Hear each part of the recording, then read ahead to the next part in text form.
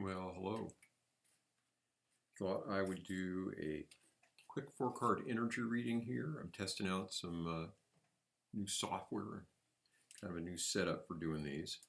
So we'll see how it goes. Normally I shuffle and cut cards before starting one of these because I need both hands to do that, but this time we're doing it a little different. So everything has worked. You should be seeing the table now. Yay! And we'll quick cut the cards.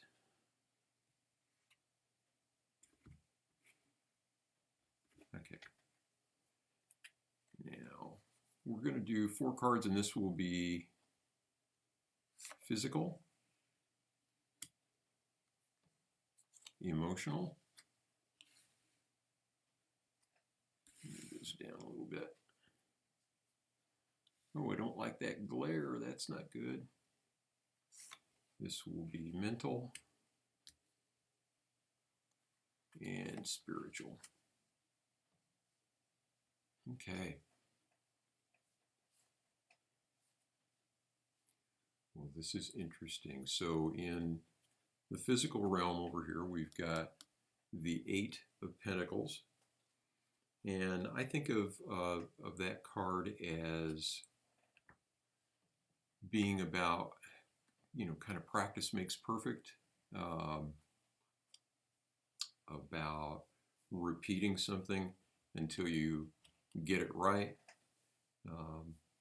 working over and over. With music, we call it woodshedding, like, sitting out in the woodshed with the guitar, playing something over and over and over again until it becomes automatic to you. So in the physical realm, I think that is a call to sort of organize ourselves physically. This time of year, especially here in the Midwest in the United States where I live, when it is cold and snowy, it's hard to keep a routine, especially an exercise routine of any sort. When it's decent weather, my wife and I spend a lot of time out walking our dogs every day and that sort of thing. And lately, because we've had quite a bit of snow on the ground and it's been down in the single digits Fahrenheit, we haven't done that much. So maybe this is a call to kind of get into an exercise routine of some sort, or some sort of pattern, some sort of repetitive process of physical development that would be helpful to us, or at least some kind of routine. It's kind of easy. Also with the pandemic and the quarantine stuff, it's been easy to let routines kind of go by the wayside. We don't maybe always arise like we should in the morning. If we don't have to get out of the house and that sort of thing. I work from home anyway, and so does my wife, so it's not as big an issue or change for us. But we do have a teenage daughter who's in high school, and up until very recently was not on campus at all for school. Now she's got a few classes every day that she attends, but it's a little bit hard to get into a settled physical routine. So maybe that's a prompt to do that. On the emotional level, so 4 of Cups there. What's interesting about this too is that so Pentacles over here are the suit of the physical and material realm, and that landed in the kind of physical spot of this 4-card draw. And Cups are the suit of emotions, and they landed in the emotional level. So 4 of Cups I tend to think of as sort of fighting ennui.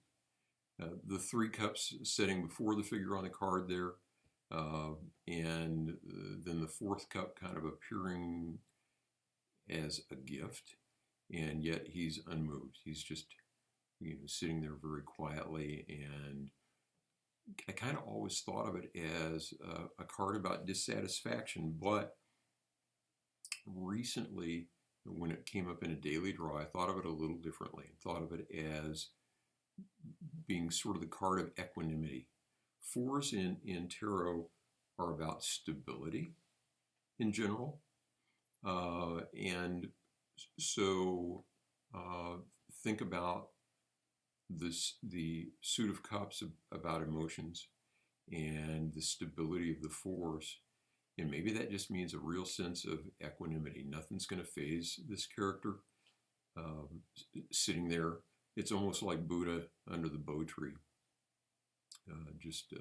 All of a sudden, this cup appears out of thin air and just kind of sitting there, taking it all in.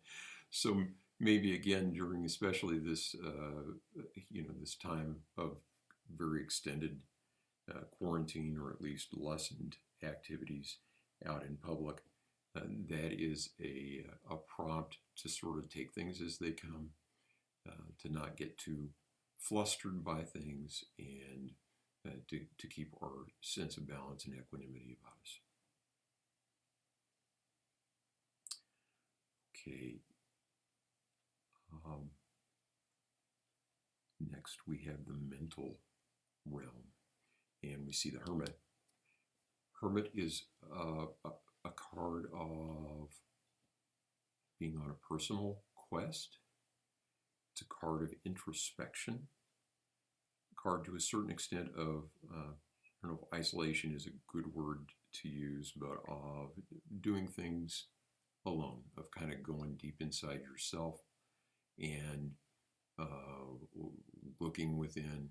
And it's, in other words, not a card generally about social behaviors. It's about kind of going into your, in the words of the scriptures, going into your cupboard to pray. Yet he's carrying this lantern that is lighting the way. So this card can also be about guidance, and even about fulfilling that role for others. So getting some introspection, going deep inside, finding the guidance deep within, but then shining that light for others to follow as well. So in the mental realm, maybe that means spending some time in reflection. Maybe that means study. Interesting that both of these cards, so the card here of kind of preparation and skill development in the physical realm, and then the Hermit here in the mental realm, both about kind of preparation for something. So maybe during these winter months, again, at least in the part of the world where I am, and this is a prompt to do a little bit more of that, to do kind of some activities that promote introspection and growth. Okay, and we've got the Nine of Swords here in the spiritual level, and that's the nightmare card. It's a card about insomnia and kind of preoccupation with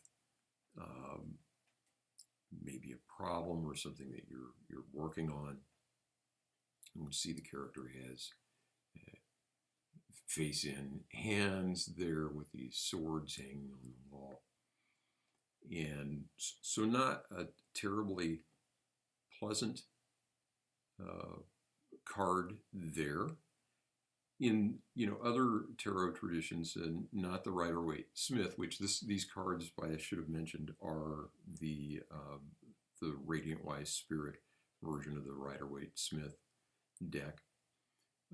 In some other traditions, though, you might think of nines as achievement or attainment, and of course, swords are the suit of the mind, and so that could be, just being very much in deep mind, concentrating, focusing quite a bit. But in the Rider-Waite-Smith deck, it does have these overtones of kind of anxiety and unhappiness and all of that sort of thing. So in the spiritual realm, maybe that again is called to look at what sorts of things are causing us, anxiety, or feel like swords hanging over our heads, and to maybe look at those and to try to overcome them, to try to move past preoccupations or obsessions that we may have in our minds, and to try to kind of break through all of that. And it could mean sort of the dark night of the soul as well. Obviously, the message that we want there in the spiritual realm is, if that's what's happening, that there is another day dawning soon, and that once we get through that dark night, then things get better. So overall, kind of an interesting 4-card draw here on a Thursday evening. I welcome your comments. If you have thoughts or questions or anything like that about this spread or about the tarot or about anything else, please let me know. And hope to see you soon. Take care of yourself.